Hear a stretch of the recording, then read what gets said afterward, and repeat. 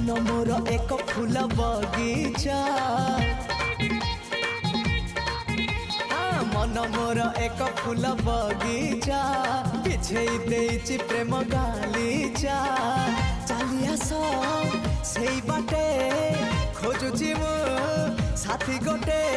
सुंदरी सुरायना ना ना झुमता ना ना ना आस सुनयना झुमता ना ना ना आस सुनयना झुमता ना ना ना ना आस सुनयना झुमता ना ना ना आस सुनयना।